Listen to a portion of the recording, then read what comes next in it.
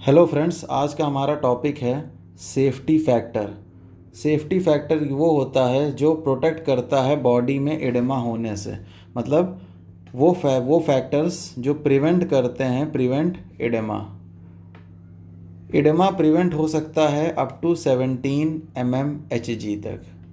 ये वो प्रेशर है, जितना बढ़ जाए अगर तो 17 mmHg तक का प्रेशर मैनेज हो सकता है, जिससे इडेमा प्रिवेंट रहेगा। 17 mmHg तक बॉडी बर्दाश्त कर लेगी, किसी भी तरीके का इडेमा नहीं होगा।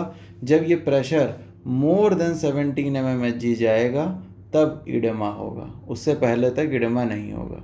तो 3 फैक्टर्स हैं जो बताते हैं और जो बचा लेते हैं बॉडी को इडेमा होने से अप टू 17 mmHg।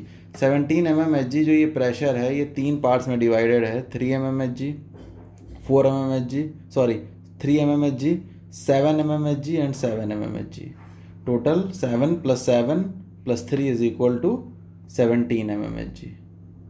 अब समझते हैं ये कौन से 3, 7, 7 ये जो नंबर्स हैं ये कौन से फैक्टर्स हैं। पहले एक बेसिक चीज़ ये देखिए कि ये मान लीजिए ये एक ब्लड की कैपिलरी है, ठीक।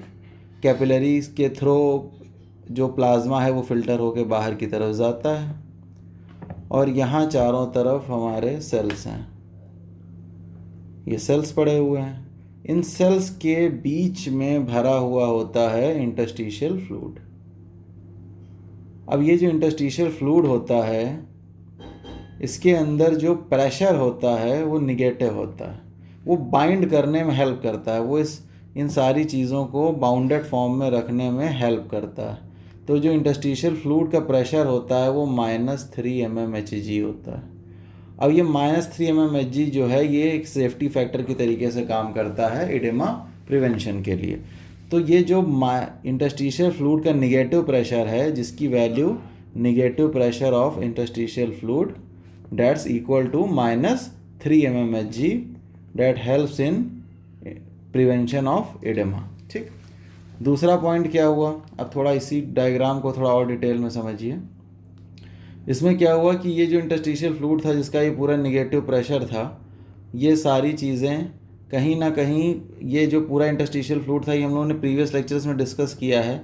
ये इंटरस्टिशियल फ्लूइड कलेक्ट होता है, कलेक्ट होकर के लिम्फ वेसल्स के थ्रू होते हुए लिम्फ नोड्स को क्रॉस करते हुए और अल्टीमेटली दोबारा रिसाइकिल होके कहाँ पहुँच जाता है, ब्लड में, प्लाज्मा में।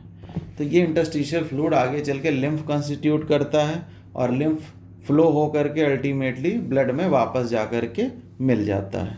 तो ये जो लिम्फ का पाथ है, इस लिम्फ में क्या होता है, वाटर होता है और प्रोटीन होती है। अब एक बार जब हम लोगों ने प्रीवियस लेक्चर में डिस्कस किया था स्टार्लिंग फोर्सेस के बारे में, तो प्रोटीन का एक निगेटिव ऑनकोटिक प्रेशर होता है। ये ऑनकोटिक प्रेशर की क्या खासियत होती है, ये जो निगेटिव ऑनकोटिक प्रेशर निगेटिव सा होता है, ये वाटर को अपने पास बाउंड करके रखता है। मतलब प्रोटीन वाटर को चिपका करके रखती है, वो अट्रैक्ट करती है। कैसे, ड्यू टू ऑनकोटिक प्रेशर। तो अगर इससे प्रोटीन कम कर दी जाए, प्रोटीन वापस भेज दी जाए ज़्यादा, तो क्या होगा, ऑनकोटिक प्रेशर भी कम हो जाएगा और यहाँ पे फिल्ट्रेशन का जो प्रोसेस है ये स्लो डाउन हो जाएगा। जो उन्होंने पढ़े नहीं थे एक बार रैपिड रिवीजन करते हैं कि ये जो नेट फिल्ट्रेशन प्रेशर था कैपिलरी के थ्रू, नेट फिल्ट्रेशन प्रेशर जो था उसमें एक तो था फिल्ट्रेशन कोफिशिएंट था, उसके अलावा हाइड्रोस्टैटिक प्रेशर था कैपिलरी का, और ऑनकोटिक प्रेशर किसका था, इंटरस्टिशियल फ्लूइड का। ये दोनों फोर्सेस कौन से थे, ये दोनों फोर्सेस वाटर को फिल्टर करने में कैपिलरी से हेल्प कर रहे थे। और अपोज इसका कौन सा कर रहा था, जो हाइड्रोस्टैटिक प्रेशर था इंटरस्टिशियल फ्लूइड का, वो वापस ढकेल रहा था। और जो इंटरस्टिशियल फ्लूइड का जो कैपिलरी का ऑनकोटिक प्रेशर था वो भी वाटर को अपनी तरफ खींच रहा था। तो अल्टीमेटली नेट फिल्ट्रेशन प्रेशर ऐसे बन रहा था जैसे कि ये कैपिलरी है, इससे जो ये हाइड्रोस्टैटिक प्रेशर है पानी को बाहर ढकेलेगा, जो इधर का ऑनकोटिक प्रेशर है, हाइड्रोस्टैटिक प्रेशर इंटरस्टिशियल फ्लूइड का, ये पानी को वापस ढकेलेगा। तो ये दोनों अपोजिंग फोर्सेस हो गए। देखिए यहाँ पे माइनस साइन आपको दिख रहा है, ये माइनस साइन आपको दिख रहा है। दूसरी चीज़ क्या हुई, ये जो कैपिलरी में प्रोटीन भरा हुआ है, इस प्रोटीन का एक ऑनकोटिक प्रेशर है जो वाटर को अपनी तरफ अट्रैक्ट कर रहा है, मतलब ये फोर्स इस डायरेक्शन में लग रहा है, पानी को बाहर जाने से रोक रहा है। देखिए यहाँ पे निगेटिव साइन है। और ये जो इंटरस्टिशियल फ्लूइड में ऑन प्रोटीन्स हैं, ये वाटर को इधर को अट्रैक्ट कर रहे हैं, मतलब फिल्ट्रेशन को बढ़ा रहा है, मतलब ईडेमा को ये बढ़ाएंगे। तो अगर ये प्रोटीन कम हो जाएँ तो यहाँ से फिल्ट्रेशन या ऑनकोटिक प्रेशर कम हो जाएगा। और फिल्ट्रेशन को देखिए पॉजिटिव साइन था तो फिल्ट्रेशन को प्रमोट कर रहा है, तो फिल्ट्रेशन थोड़ा सा कम हो जाएगा। अब ये बेनिफिट हमें ऐसे मिला कि 14 जो 3 mmHg का तो हमें निगेटिव प्रेशर समझ में आ गया, बिकॉज ऑफ किस वजह से था, negative pressure of interstitial fluid का ही सेफ्टी फैक्टर हमें 3 mmHg का मिल रहा था। ये अब बचा वो 14 mmHg ऐसे आ रहा है कि जो हमने डिस्कस किया था कि कैपिलरी से वापस फ्लो होकर के फ्लूइड जाता है लिम्फ के फॉर्म में और लिम्फ नोड से होते हुए वापस कैपिलरी में आता है। ये बीच में पड़ गया हमारा पूरा इंटरस्टिशियल फ्लूइड। अब अगर हम इस लिम्फ का फ्लो बढ़ा दें, लिम्फ का फ्लो इंक्रीज कर दें, तो दो चीज़ें होंगी।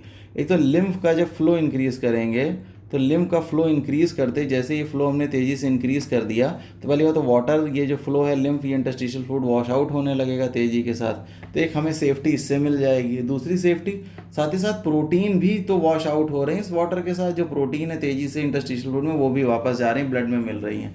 तो जो प्रोटीन के वापस जाने की वजह से ऑनकोटिक प्रेशर बच रहा था, जो ऑनकोटिक प्रेशर कम हो रहा था और फिल्ट्रेशन को होने से रोक रहा था, मतलब नेट फिल्ट्रेशन प्रेशर कम हो पा रहा था। क्यों? क्योंकि प्रोटीन वॉश आउट हो रही थी। तो ये एक निगेटिव प्रेशर जो क्रिएट हो गया वो हो गया because of flow of lymph as well as flow of protein. तो लिम्फ के फ्लो बढ़ने से एक तो पानी यहाँ से कम हो गया, ये पूरा कंटेंट ही जो वापस चला गया। इस डायग्राम को थोड़ा और इत्मीनान से समझाता हूँ क्योंकि थोड़ा सा कंफ्यूजिंग होता है कई बार, एक बार में नहीं समझ आता। देखिए ये कैपिलरी है, ये कैपिलरी के चारों तरफ सेल्स हैं, ये सेल्स पड़े हुए हैं और इन सेल्स के बीच में इंटरस्टिशियल फ्लूइड भरा हुआ है, ये पूरा इंटरस्टिशियल फ्लूइड भरा हुआ है। अब इस इंटरस्टिशियल फ्लूइड में क्या है, वाटर है, प्रोटीन है, आयंस हैं, ठीक है। और ये इसके अंदर क्या भरा हुआ है, इसके अंदर पूरा प्लाज्मा भरा हुआ है। प्रेशर्स आप समझ ही रहे हैं। तो यहाँ पे इडेमा कहाँ, जब इस इडेमा क्या होता है, जब इंटरस्टिशियल ये जो एक्स्ट्रा सेलुलर इडेमा है, जब इस इंटरस्टिशियल फ्लूइड में प्रेशर बढ़ने लगे, मतलब amount of interstitial fluid increase करने लगे, तो क्या होगा, वही तो होगा इडेमा। और इडेमा जो ये अगर हम इस प्रेशर को कम करना है तो एक तरीका ये था कि जो निगेटिव प्रेशर है -3 mmHg का ऑलरेडी है, वो जब तक -3 0 नहीं होगा तब तक क्या पॉजिटिव प्रेशर आएगा। तो -3 से 0 जाने तक जो ये मौका मिल रहा है, ये -3 का प्रिवेंशन हो गया। दूसरा, जब आपने इंटरस्टिशियल फ्लूइड का फ्लो लगातार वापस बढ़ा दिया ब्लड की ओर, वापस फ्लो बढ़ा दिया, लिम्फ के थ्रू वॉश आउट कर रहे हैं लगातार, तो फ्लो बढ़ने से भाई ये जो यहाँ का पानी था, जो इंटरस्टिशियल फ्लूइड था, ये वापस जा रहा है ना, तो प्रेशर कहाँ से बनेगा, तो +7 mmHg का ये एक सेफ्टी फैक्टर मिल गया। प्लस जब ये आपने उठा के लिम्फ फेंकना शुरू किया, इंटरस्टिशियल फ्लूइड तेज़ी से वापस जाना शुरू किया, तो इस दौरान प्रोटीन भी वापस चले गए, प्रोटीन भी लगातार वापस गए। तो प्रोटीन भी जाने की वजह से +7 mmHg का एक और सेफ्टी फैक्टर क्रिएट हो गया, क्योंकि प्रोटीन अपने साथ साथ पानी ले जाएगा, और पानी ले जाने से क्यों, क्योंकि उसमें प्रोटीन में कोलाइडल ऑस्मोटिक प्रेशर होता है, उसका एक ऑनकोटिक प्रेशर होता है, वाटर को अट्रैक्ट करता है। तो प्रोटीन के मूवमेंट से 7 mmHg का सेफ्टी फैक्टर मिला। क्यों? और प्रोटीन का मूवमेंट बढ़ा क्यों था, क्योंकि पूरे लिम्फ का फ्लो बढ़ गया था।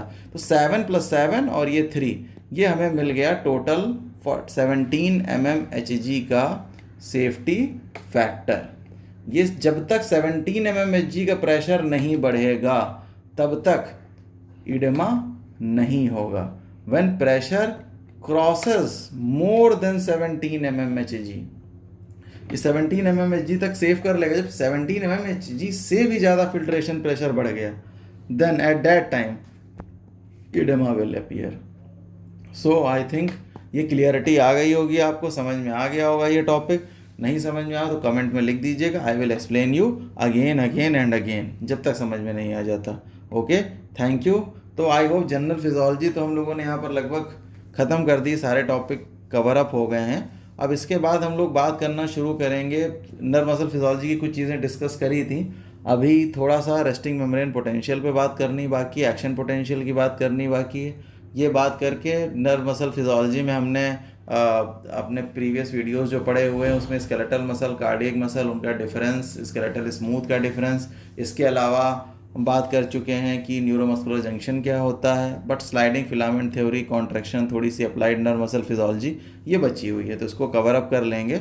अभी हम लोग फ़िलहाल जो मेनली बात कर रहे हैं वो जनरल फिजियोलॉजी ख़त्म कर दी है। अब थोड़ा सा बस नर्व फिजियोलॉजी में थोड़ा सा टाइप ऑफ न्यूरॉन्स के बारे में और रेस्टिंग मेम्ब्रेन पोटेंशियल और एक्शन पोटेंशियल के बारे में डिस्कस करेंगे कि आरएमपी कैसे बन रहा है, कौन से फैक्टर्स हैं। इसके अलावा जो इक्वेशंस हैं वो सारी बात करेंगे, जो फैक्टर्स बना रहे हैं नर्व पोटेंशियल के बारे में पढ़ेंगे। Okay, thank you. So see you in next lecture.